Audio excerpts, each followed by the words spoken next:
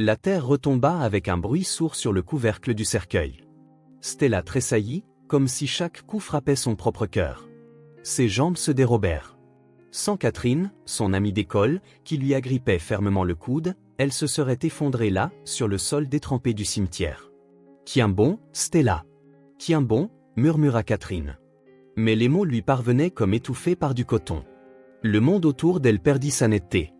Des silhouettes floues en noir, des têtes inclinées, des voix assourdies. Seul le cercueil contenant le corps de Nancy restait douloureusement réel. 18 ans, seulement 18 ans. Tant de projets, tant d'espoir, et tout s'affauchait sur une autoroute en pleine nuit. Avant de commencer l'histoire, n'oubliez pas de laisser un like et de vous abonner à la chaîne pour voir plus d'histoires comme celle-ci. Stella leva les yeux, cherchant son mari. Victor se tenait à l'écart, un peu à distance du groupe principal. Le dos droit, les lèvres pincées, un visage indéchiffrable. En 20 ans de mariage, elle n'avait jamais appris ce qui se cachait derrière ce masque d'impassibilité. Surtout ces dernières années, quand quelque chose avait soudainement changé entre eux. « Veuillez accepter nos condoléances », dit quelqu'un en lui touchant l'épaule. Stella hocha la tête, sans remarquer les visages. Quelle importance avait celui qui prononçait ces mots vides et dénués de sens? Nancy n'était plus là. Sa fille, son unique enfant, sa continuation dans ce monde. La cérémonie se terminait. Les gens commencèrent à se disperser, lui jetant des regards de sympathie. Victor s'approcha enfin, lui toucha le coude. « Il est temps d'y aller », dit-il doucement. La pluie redoublait d'intensité. Stella ne bougeait pas, incapable de laisser Nancy ici, seule dans la terre humide. Comment pouvait-elle s'en aller? La voix de son mari, glaciale, insinua dans sa torpeur, « Nous ne changerons rien en restant ici. » Catherine lui serra les épaules. « Je vais te raccompagner à la voiture. Viens, Stella. Tu as besoin de te reposer. » Dans la voiture, Stella était assise, le front pressé contre la vitre froide. Les gouttes de pluie ruisselaient sur la fenêtre, brouillant le monde extérieur. Victor conduisait avec assurance. Comme toujours, son profil semblait taillé dans la pierre. Pas un muscle ne tressaillait. « Nous devons passer à un endroit », dit-il soudain, quittant leur itinéraire habituel. « Où ça ?» Stella peinait à concentrer son regard. « Au centre de Charité Forest. Je veux vérifier leurs horaires. » Stella regarda son mari, confuse. « Pourquoi ?» Victor lui jeta un bref regard. « Nous devons trier les affaires. Les affaires de Nancy. Pour donner ce qui pourrait être utile à d'autres, le plus vite possible. » Quelque chose de froid serra le cœur de Stella. « Mais, les affaires de Nancy? Ça ne fait que quelques heures depuis l'enterrement. C'est justement pour ça, la coupe à Victor sans quitter la route des yeux. Plus on s'accroche au passé, plus il sera difficile d'y avancer. C'est comme arracher un pansement. Mieux vaut le faire d'un coup. » Stella le regarda, déconcertée. Ce n'était pas le Victor qu'elle connaissait. Ou peut-être ne l'avait-elle jamais vraiment connu. « Je ne suis pas prête, » dit-elle doucement.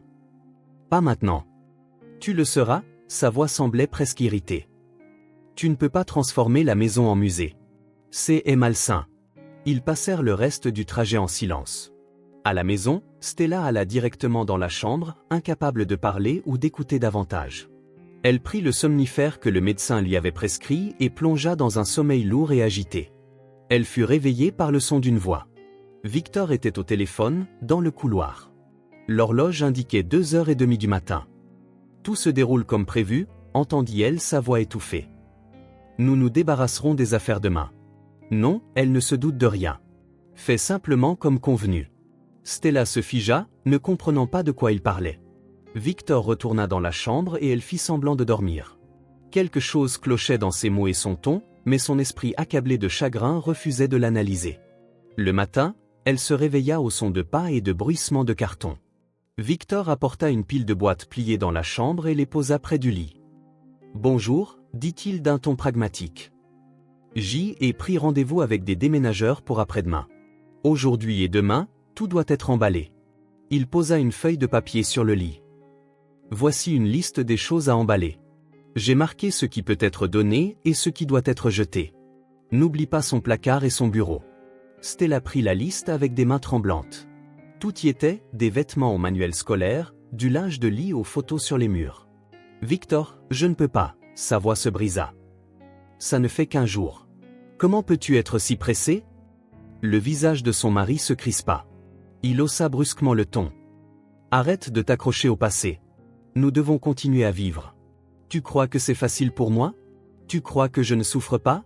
Quelque chose de froid et d'étranger brilla dans ses yeux, faisant involontairement reculer Stella.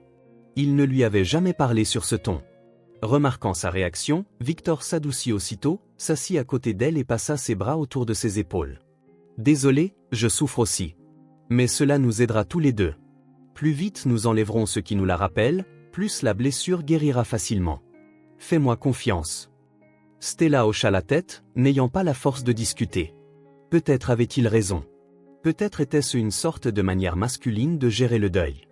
Après le petit déjeuner, qu'elle ne put avaler, on frappa à la porte. Leslie, la voisine du premier étage, se tenait là, tenant une grande tourte. Stella, ma chère. La femme âgée la serra dans ses bras. Quel malheur! Quel terrible malheur! J'ai apporté cette tourte pour vous réconforter. Gardez courage, ma chère. Stella fit entrer la voisine dans la cuisine et mit la bouilloire en marche. Leslie disait des mots réconfortants, mais il n'atteignait pas sa conscience. En allant dans le hall pour chercher du sucre, Stella surprit une conversation à voix basse dans le salon. « Et avez-vous réussi à toucher l'assurance avant que ?» Victor coupa brusquement la phrase. « Chut !» Stella se figea. « Quelle assurance ?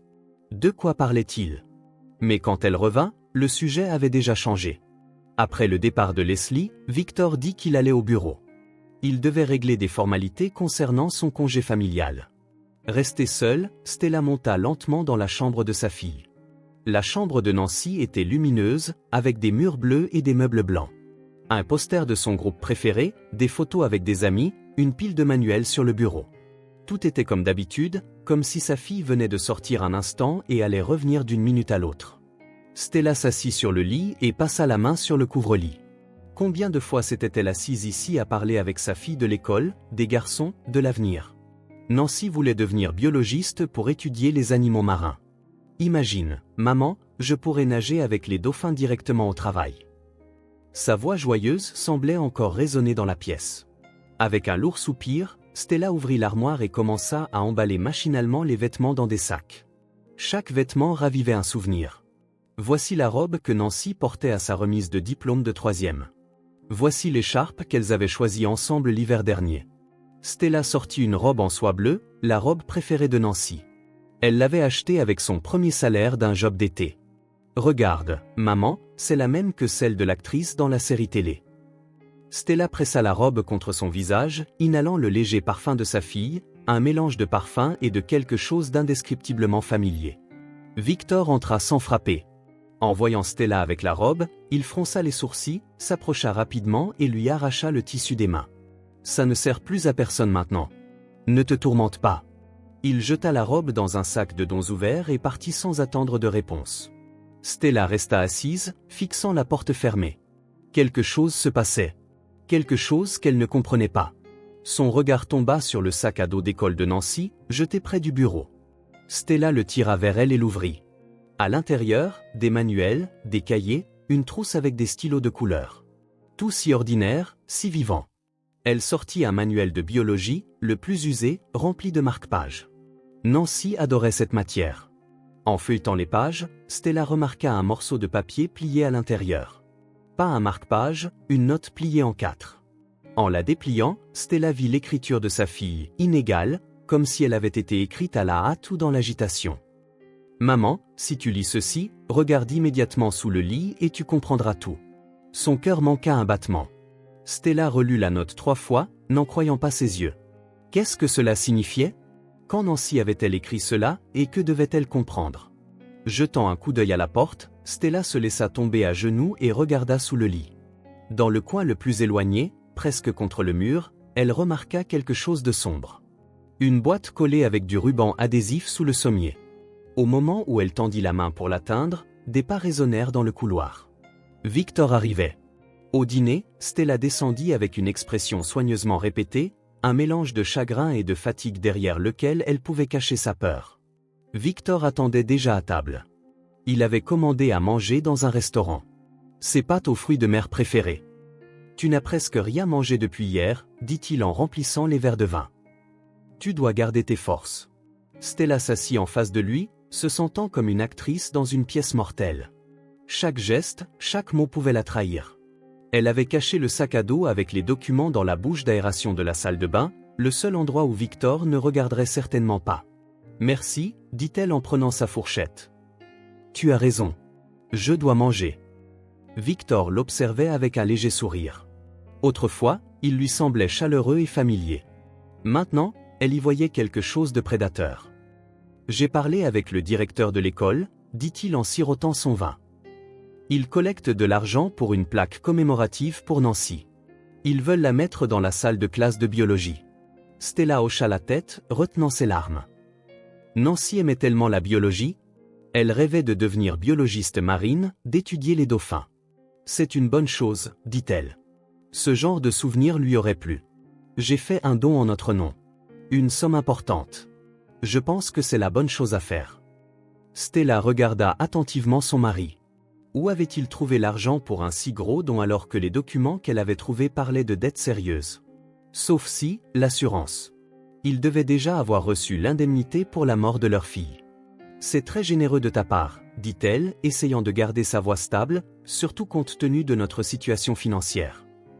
Victor marqua une pause, puis haussa les épaules nonchalamment. Les affaires vont mieux ces derniers temps. De plus, il y a des choses plus importantes que l'argent.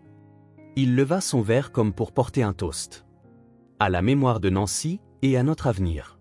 Stella leva son verre, mais à ce moment, elle remarqua un mouvement étrange de sa main. Il se détourna une seconde, et il lui sembla qu'il avait laissé tomber quelque chose dans son vin. Ou était-ce le fruit de son imagination, de sa paranoïa après tout ce qu'elle avait découvert? À sa mémoire, fit-elle écho, mais ne but pas, se contentant de toucher légèrement son verre au sien. Victor gardait les yeux sur elle, attendant qu'elle prenne une gorgée. Stella posa son verre et retourna à son assiette. « Je suis si fatigué aujourd'hui. Je pense que je vais me coucher tôt. »« Bois le vin », insista Victor. « Ça t'aidera à te détendre. J'ai spécialement choisi ton préféré. » Stella força un sourire. « Merci, mais je pense que l'alcool ne fera qu'aggraver mon mal de tête. Je ferais mieux de prendre un sédatif. » Elle se leva, sentant les muscles de son dos se tendre sous son regard. Sans se retourner, elle monta dans la chambre. En fermant la porte, elle s'y appuya, tremblante de peur. Il avait mis quelque chose dans le vin. Elle en était presque certaine. Des somnifères ou quelque chose de plus dangereux. Peut-être avait-il décidé de ne pas attendre et d'accélérer les choses. Stella alla dans la salle de bain, ferma la porte à clé et sortit le sac à dos avec les documents de la bouche d'aération. Elle devait faire des copies, les cacher à différents endroits. S'il lui arrivait quelque chose, les preuves devaient parvenir à la police. Elle sortit son téléphone et commença à photographier chaque document, chaque page de correspondance. Ensuite, elle téléchargea tout sur un stockage en ligne et envoya des copies à son email professionnel. Après réflexion, elle créa un nouveau compte email et y envoya les documents, notant les identifiants sur un bout de papier qu'elle cacha dans sa trousse de maquillage. Quand elle eut fini, elle entendit des pas. Victor montait les escaliers. Remettant rapidement le sac à dos dans sa cachette, elle ouvrit le robinet, faisant semblant de se laver le visage. La porte de la chambre s'ouvrit. Stella coupa l'eau, s'essuya le visage avec une serviette et sortit de la salle de bain. Victor était assis sur le bord du lit avec un verre d'eau et des pilules. « J'ai apporté ton sédatif, » dit-il. « Tu l'as laissé en bas. » Stella se figea. Elle n'avait pris aucun sédatif, n'avait mentionné aucun médicament spécifique. Elle avait seulement dit qu'elle prendrait quelque chose à la place du vin. « Merci », répondit-elle en s'approchant et en prenant le verre et les pilules. « Tu es très attentionné. » Victor ne partit pas. Il la regardait, attendant qu'elle prenne le médicament. Stella porta les pilules à sa bouche, fit semblant de les avaler et but l'eau. En réalité, elle les coinça entre sa gencive et sa joue, une astuce qu'elle avait apprise enfant quand elle ne voulait pas boire de médicaments amers. « Très bien », acquiesça Victor en se levant. « Maintenant, allonge-toi. Tu dois te reposer. Demain sera une journée difficile. Les déménageurs viendront. Tu devras tout superviser. » Il se pencha et l'embrassa sur le front. Stella réprima l'envie de reculer. Ses lèvres semblaient glaciales. « Je reviens bientôt, » dit-il. « Je finis juste quelques affaires en bas. » Quand il partit, Stella cracha les pilules dans un mouchoir. 2 petits comprimés blancs, pas son sédatif habituel qui se présentait sous forme de capsule. Qu'est-ce que c'était? Elle enveloppa les pilules dans le mouchoir et les cacha dans la poche de sa robe de chambre. Elle devrait le découvrir plus tard. Stella s'allongea dans le lit, remonta la couverture jusqu'à son menton et fit semblant de dormir. Quand Victor revint, il resta longtemps debout au-dessus d'elle, étudiant son visage, puis vérifia soigneusement son pouls sur son cou. Satisfait, il se déshabilla et s'allongea à côté d'elle.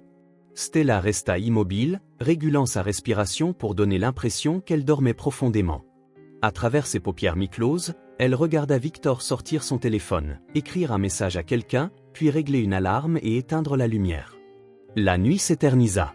Stella avait peur de bouger. Et s'il ne dormait pas? Et s'il la surveillait? Quand la respiration de Victor devint régulière et profonde, elle tourna prudemment la tête. Ses yeux se posèrent sur l'horloge. 3 heures du matin. S'il avait des plans, ce n'était pas pour cette nuit. Peut-être que les pilules n'étaient que des somnifères pour la faire dormir pendant qu'il fouillait la maison. Cette pensée la fit se tendre. Et s'il avait déjà trouvé le sac à dos, attendant juste le bon moment? Victor bougea soudainement et Stella se figea, mais il se tourna simplement de l'autre côté, continuant à dormir. Elle expira de soulagement. Elle devait agir. Demain, aller à la police, montrer les preuves. Mais la croirait-il? Ou déciderait-il que c'était le délire d'une mère en deuil cherchant quelqu'un à blâmer pour la mort accidentelle de sa fille? Non. Les documents seuls ne suffisaient pas. Il fallait des preuves plus solides.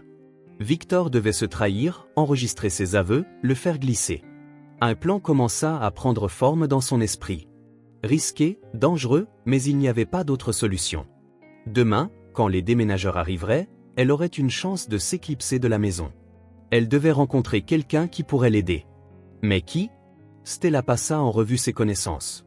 La plupart étaient des amis communs de Victor. On ne pouvait pas leur faire confiance. Ses parents étaient morts. Son frère était dans un autre pays. Ses amis? Catherine? Non. Elle était trop émotive. Elle pourrait tout gâcher. Rick, un vieil ami de la famille. Un détective. Ils ne s'étaient pas parlé depuis des années, mais avaient été proches autrefois. Il l'aiderait. Il devait l'aider. La décision était prise. Demain, elle rencontrerait Rick, lui montrerait les documents. Pour l'instant, au moins, dormir un peu, garder la tête froide. La matinée commença par un appel téléphonique. Victor était déjà réveillé. Il était assis dans la cuisine avec son ordinateur portable. Stella descendit, feignant d'être somnolente et légèrement désorientée, comme quelqu'un qui aurait pris un somnifère puissant. « Bonjour », dit Victor en souriant. « Comment as-tu dormi ?» »« Très profondément », Stella se frotta les yeux. « Je ne me souviens même pas de m'être endormi. »« C'était quoi, ces pilules ?»« Juste des sédatifs normaux », haussa-t-il les épaules. « Tu étais épuisé. C'est pour ça qu'ils ont fait plus d'effet. » Stella hocha la tête en se versant un café. « À quelle heure arrivent les déménageurs ?» À 11 heures, il jeta un œil à l'horloge. « On a encore 2 heures pour finir d'emballer. » Stella but une gorgée de café, rassemblant ses pensées. « Tu sais, je dois rendre visite à maman aujourd'hui. Elle est très inquiète. Elle a appelé hier pendant que tu étais avec l'avocat. C'était un mensonge. La mère de Stella était morte il y a 3 ans.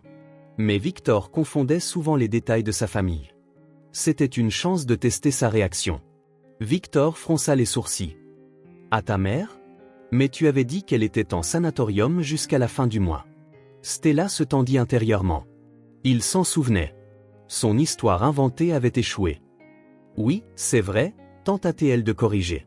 « Je voulais dire l'appeler et aussi passer au bureau pour prendre quelques documents. Ils m'ont demandé de signer des papiers pour le projet. » Victor la regarda attentivement.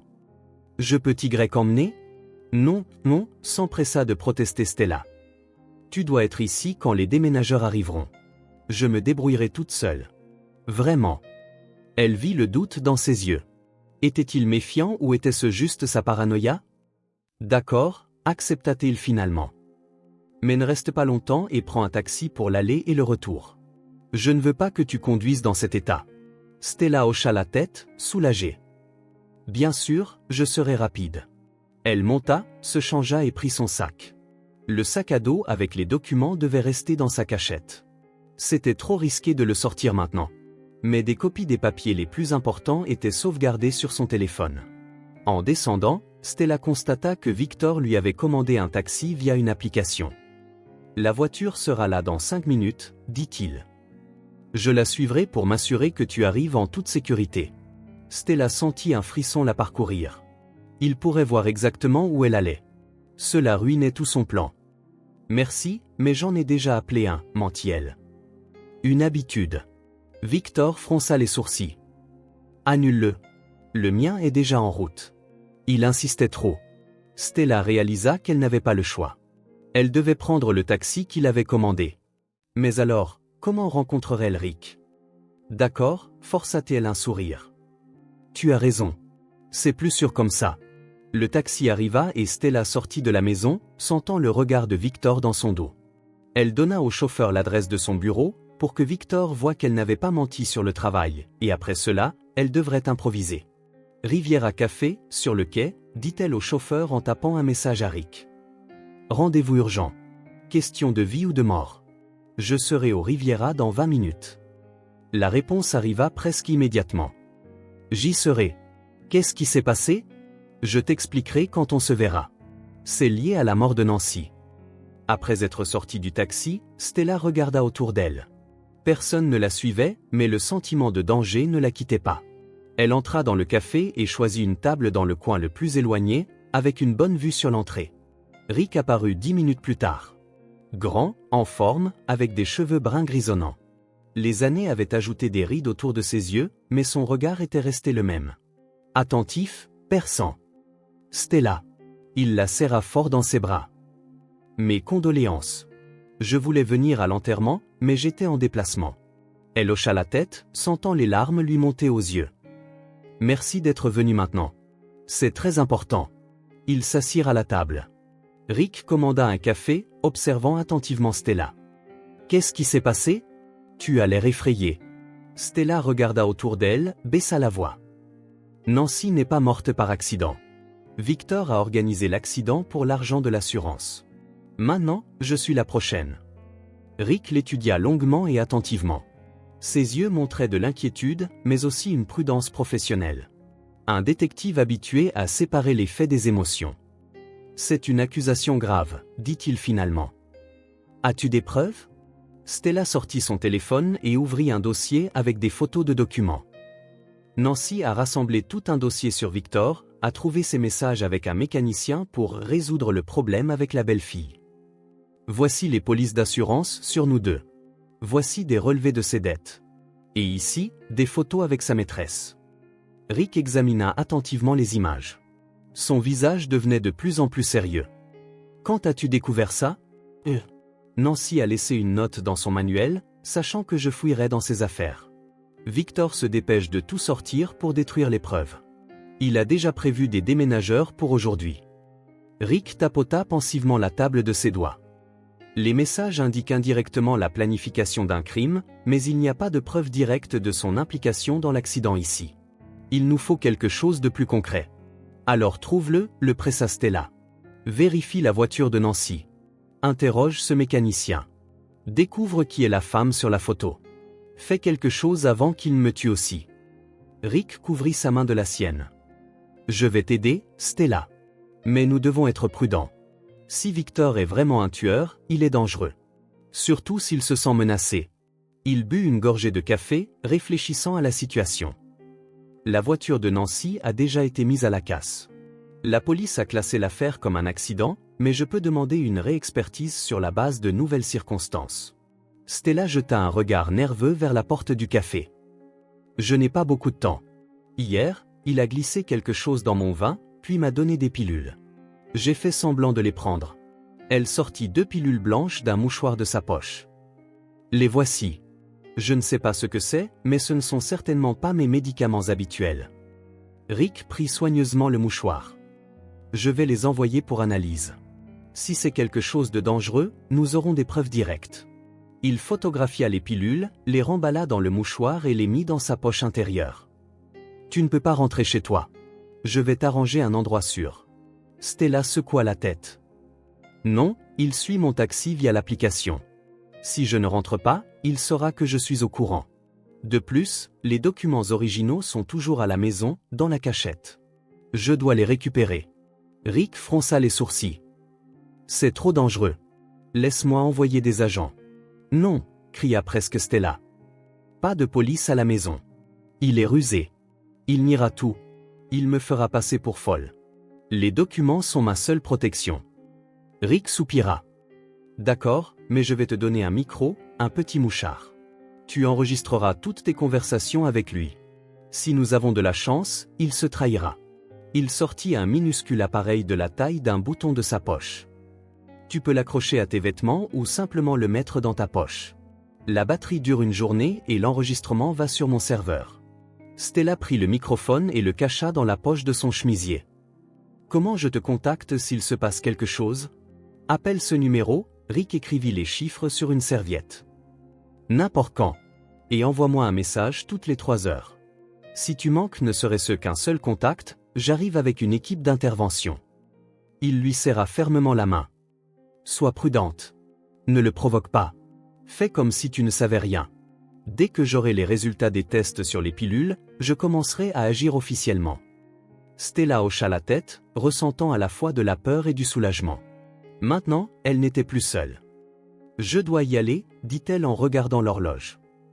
Les déménageurs devraient bientôt arriver. Si je suis en retard, il se doutera de quelque chose. Rick la raccompagna jusqu'à la porte. Je reste en contact. Et souviens-toi, ta sécurité est plus importante que n'importe quelle preuve. Stella héla un taxi et donna l'adresse du bureau. Elle devait donner l'impression qu'elle revenait de là. En chemin, elle vérifia son téléphone. 3 appels manqués de Victor. Elle ne rappela pas. Qu'il pense qu'elle était en réunion. En approchant de la maison, Stella vit un camion devant le portail. Les déménageurs sortaient des meubles de la chambre de Nancy.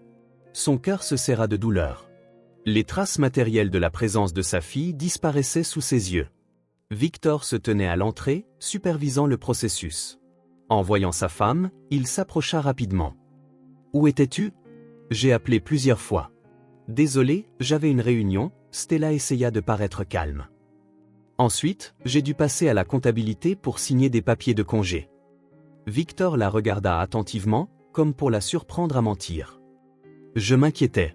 Je pensais que tu te sentais mal. Je vais bien, Stella essaya de sourire. Juste beaucoup de choses en tête. Elle entra dans la maison en essayant de ne pas regarder les déménageurs.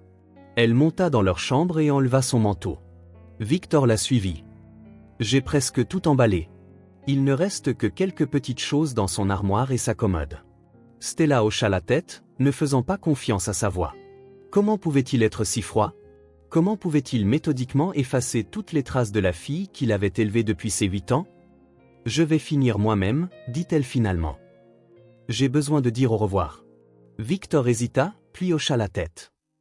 D'accord, je reste en bas pour superviser le chargement. Quand il partit, Stella se glissa silencieusement dans la salle de bain. Elle devait récupérer le sac à dos avec les documents originaux de la cachette. Elle ouvrit l'eau pour masquer tout bruit et retira soigneusement le couvercle de la bouche d'aération. Vide. Le sac à dos avait disparu. Stella sentit un froid glacial l'envahir. Il l'avait trouvé. Victor avait découvert la cachette et pris l'épreuve. Quand? Comment?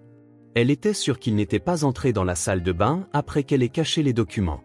Sauf s'il l'avait surveillé depuis le début. S'il savait depuis le début qu'elle avait trouvé la boîte de Nancy. Les mains tremblantes, Stella remit le couvercle en place. Et maintenant? Fuir. Mais où? Et s'il s'était déjà débarrassé des documents? Alors il ne lui resterait que des copies sur son téléphone, pas assez pour accuser de meurtre. Elle sortit de la salle de bain et se figea. Victor se tenait dans l'embrasure de la porte de la chambre. « Tu cherches quelque chose ?» demanda-t-il d'une voix faussement douce. « Non. Je me lavais juste. » Stella essaya de paraître calme, mais son cœur battait si fort qu'il lui semblait qu'il devait l'entendre. Victor entra lentement dans la pièce. « Étrange. Je pensais que tu cherchais dans la ventilation. » Il savait. Il avait su depuis le début et jouait avec elle comme un chat avec une souris. Il y avait de la moisissure, mentit Stella. Je l'ai remarqué hier. Je voulais vérifier si ça s'était aggravé. Victor sourit d'un sourire froid et étranger. De la moisissure, bien sûr. Où est-ce que tu cherchais plutôt ça? Il sortit une clé USB de sa poche, celle-là même de la boîte de documents de Nancy. « Où est le sac à dos ?» demanda Stella, réalisant que faire semblant ne servait plus à rien. En lieu sûr, Victor fit sauter la clé USB dans sa paume, avec les autres papiers. Tu sais, Nancy était une fille intelligente. Trop intelligente pour son propre bien. Et tu suis ses traces. Il fit un pas vers elle. Qui as-tu rencontré aujourd'hui? Ne me dis pas que tu étais au travail. J'ai appelé là-bas. Ils t'ont vu le matin, mais ensuite tu es parti par la porte de derrière. Stella recula jusqu'à la fenêtre. J'ai rencontré une amie. J'avais besoin de parler. Tu mens? Victor secoua la tête. Toujours à mentir. Tu crois que je ne vois rien? Que je ne remarque pas comment tu as changé ces 2 derniers jours? Il se rapprocha. Tu as trouvé la boîte de Nancy. Tu as lu les documents. Et maintenant, tu complotes contre moi. Stella sentit son dos se presser contre le rebord de la fenêtre. Il n'y avait plus d'issue. Tu l'as tué, dit-elle en le regardant dans les yeux. Tu as tué notre fille pour de l'argent. Notre fille, ricana Victor. Elle n'a jamais été ma fille. Une fille gâtée et arrogante, qui fourrait toujours son nez là où il ne fallait pas. Elle est devenue un obstacle. Il parlait calmement, d'un ton neutre, comme s'il discutait de la météo ou de la facture d'électricité. Stella réalisa avec horreur qu'elle ne connaissait absolument pas l'homme avec qui elle avait vécu pendant 20 ans. Un obstacle à quoi? Demanda-t-elle, espérant que le microphone enregistrait chaque mot. Victor haussa les épaules. À une nouvelle vie. Je suis fatigué, Stella. Fatigué de ce mariage, de cette maison, du rôle de parfait père de famille. J'avais besoin d'argent pour tout recommencer. L'assurance de Nancy n'était que la première étape. Il marqua une pause, la regardant attentivement. Tu devais être la suivante. Dans 6 mois, quand le bruit autour de sa mort se serait calmé. Un accident, une coïncidence tragique. Un mari éploré qui perçoit l'assurance et commence une nouvelle vie. Stella sentit la nausée lui monter à la gorge. Tu es un monstre. Je suis un pragmatique, rétorqua Victor. J'ai été patient. J'ai attendu des années le bon moment. Mais Nancy a tout gâché avec sa curiosité. Et maintenant, tu suis le même chemin. Il sourit soudain, presque gentiment. Mais il n'est pas trop tard pour tout arranger. Dis-moi, qui as-tu rencontré aujourd'hui? À qui as-tu montré les documents? Stella resta silencieuse. Nommer Rick serait signé son arrêt de mort. Victor ne laisserait pas de témoin. Tu te tais? Il soupira. Eh bien, je le découvrirai d'une autre manière. Il sortit son téléphone et ouvrit une application. Intéressant. Où es-tu allé après le bureau? Taxi, GPS, traceur. On ne peut plus leur échapper de nos jours. Stella se sentit glacée. Elle n'y avait pas pensé. Le taxi l'avait en effet emmenée directement au café où elle avait rencontré Rick. Riviera, murmura Victor en regardant l'écran. Bel endroit. Qui était ton compagnon? Il fit rapidement défiler quelque chose sur le téléphone. Ah! Voici les images de la caméra de sécurité. Voyons voir? Stella se jeta en avant, essayant de lui arracher le téléphone, mais Victor attrapa facilement son poignet. Ne sois pas stupide. Ça ne changera rien. Une voix d'en bas, le chef des déménageurs, Monsieur Parker, on a fini avec les meubles. Qu'est-ce qu'on fait des boîtes dans le salon? Victor ne lâcha pas la main de Stella et cria en retour, j'arrive tout de suite. Chargez ce que vous avez déjà sorti pour l'instant.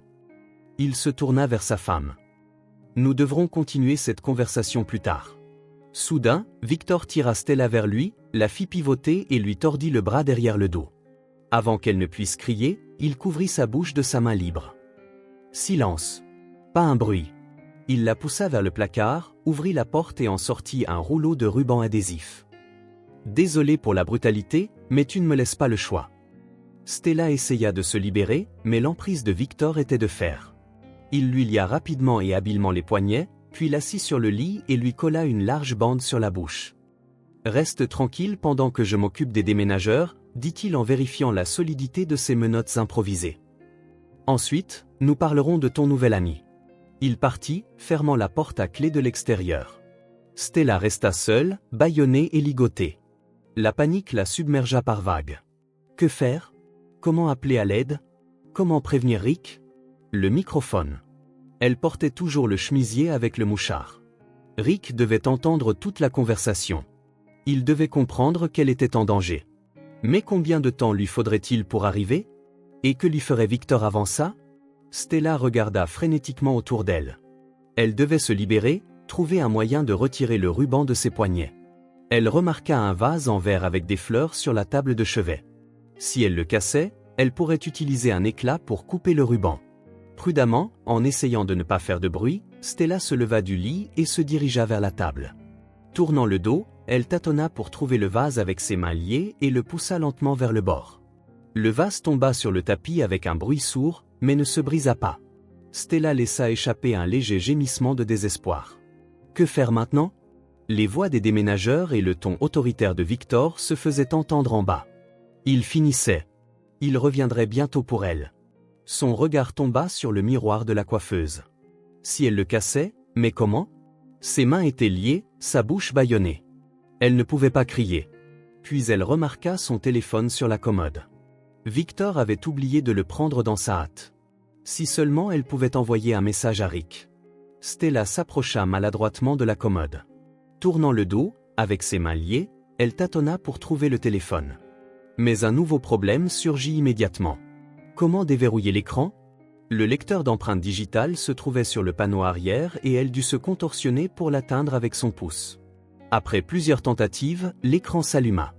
Maintenant, elle devait ouvrir la messagerie et trouver le contact de Rick.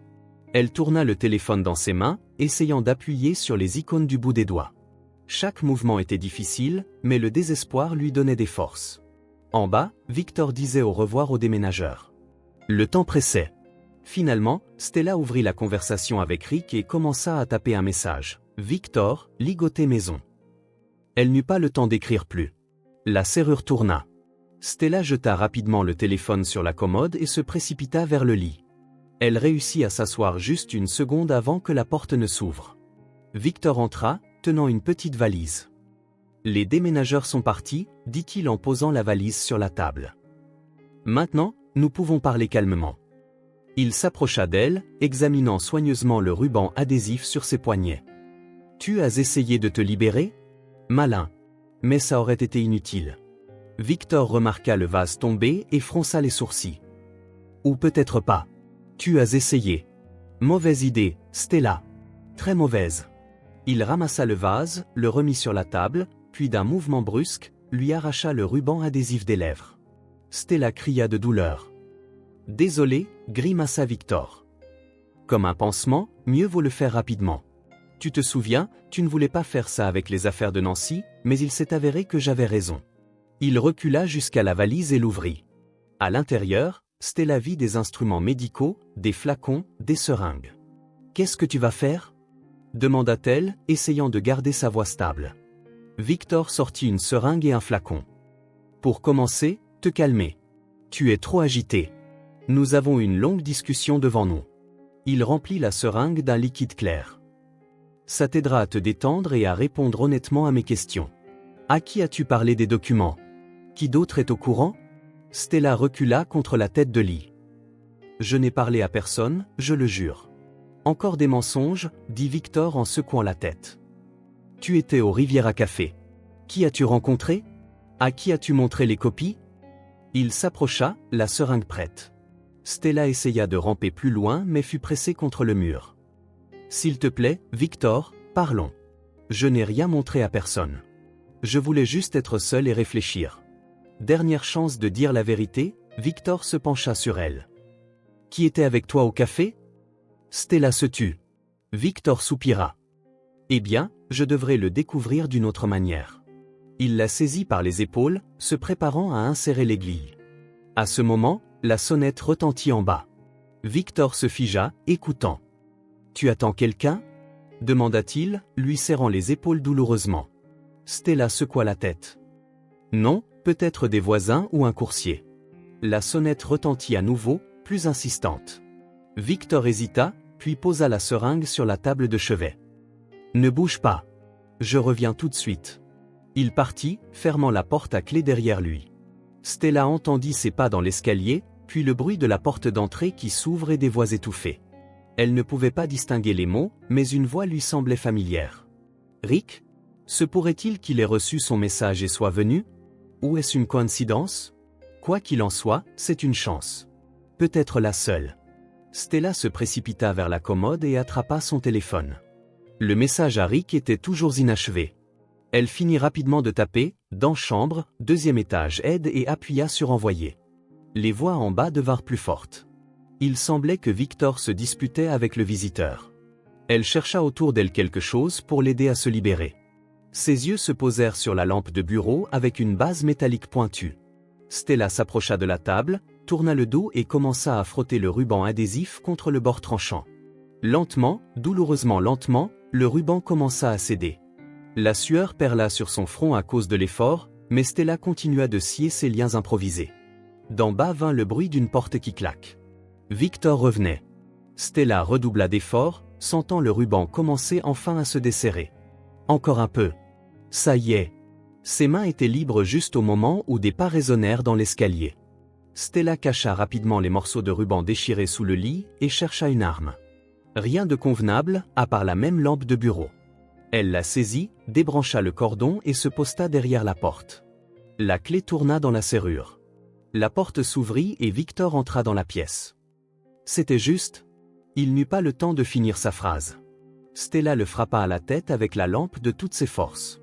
Victor chancela mais ne tomba pas. Il se retourna, attrapant son bras. « Oh, toi !» Ils luttèrent au corps à corps. Victor était plus fort, mais la rage et la peur donnaient de la force à Stella. Elle lui griffa le visage avec ses ongles, essayant d'atteindre ses yeux. Victor grogna de douleur et la projeta contre le mur. Stella eut le souffle coupé un instant. Victor s'avança vers elle. Du sang coulait d'une égratignure sur sa joue. « Tu vas le regretter » gronda-t-il. « J'avais prévu de le faire rapidement et sans douleur. Maintenant, ce sera différent. » Il attrapa la seringue sur la table. « D'abord, tu vas tout me dire. Les noms, les adresses, à qui tu as transmis les informations. Ensuite, nous irons sur ce pont même où Nancy s'est écrasée. Une histoire tragique. La mère n'a pas survécu à la mort de sa fille et a répété son destin. » Stella recula jusqu'à ce qu'elle heurte la fenêtre. « Tu ne t'en sortiras pas comme ça, Victor. Trop de gens sont déjà au courant. Tu bluffes, ricanaté. Mais bientôt, tu diras la vérité. » Il se jeta en avant avec la seringue, mais Stella esquiva. La seringue se planta dans le cadre de la fenêtre et l'aiguille se cassa.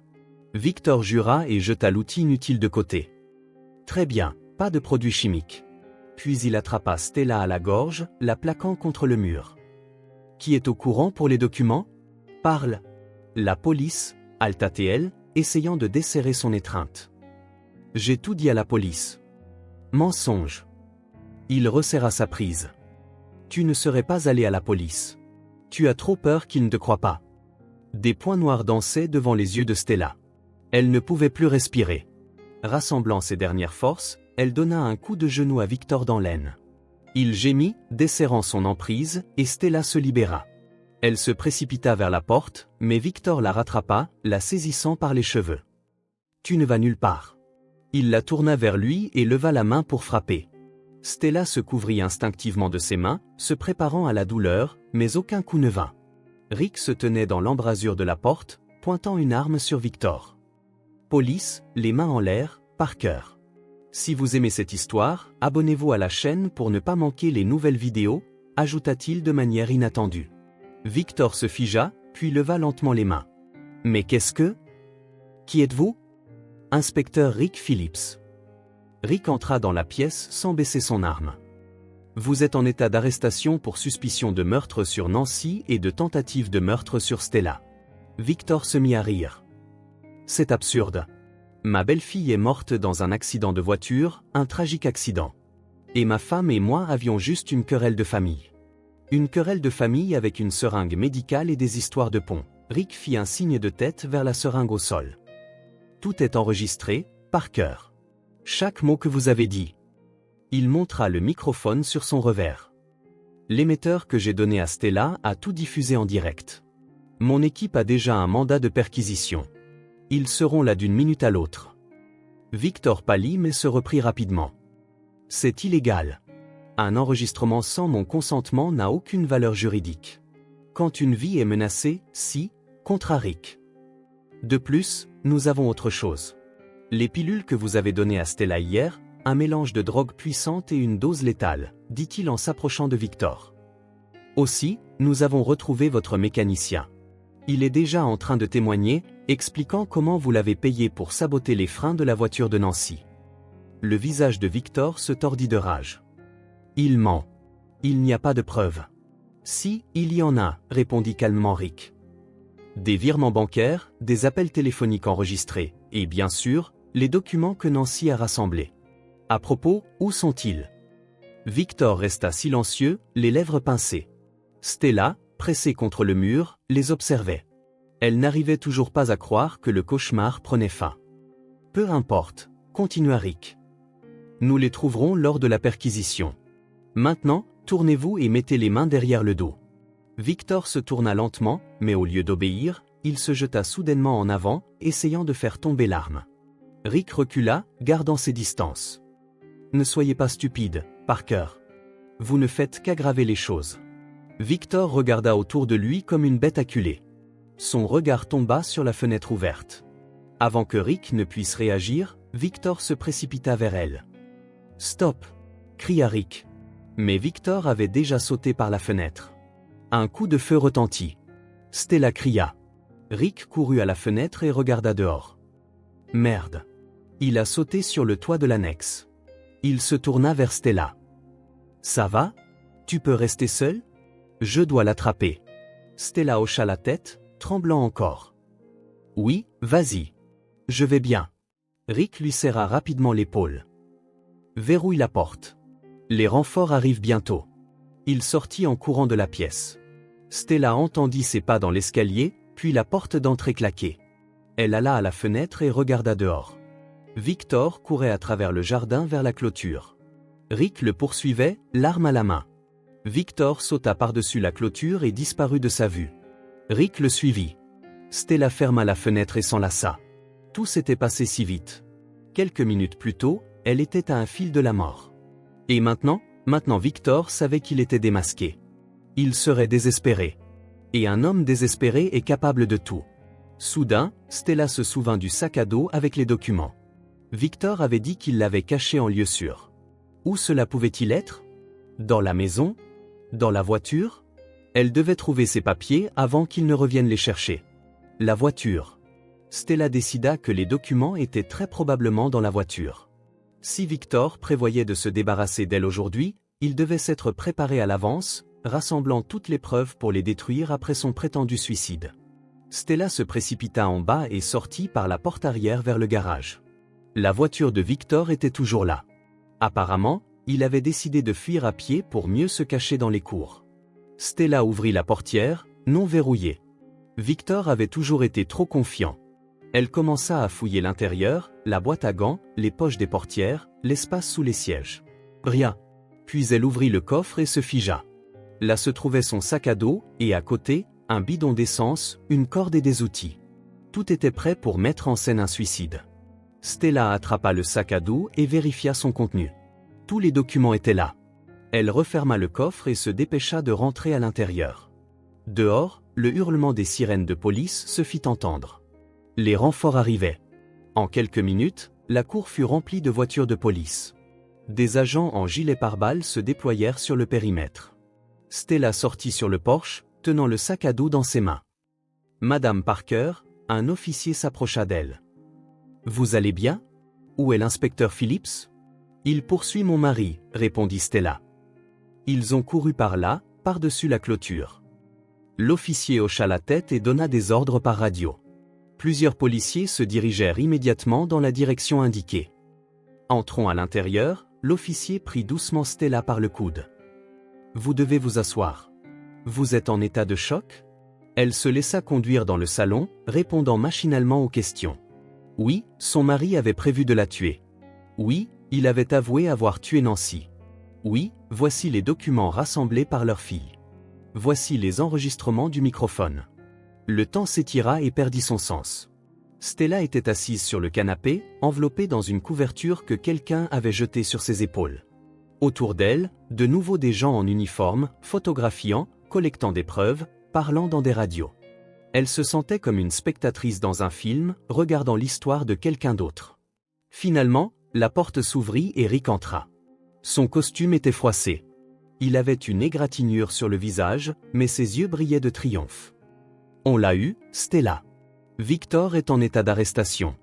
Elle leva les yeux vers lui. Il a résisté, a essayé, mais il n'avait pas le choix.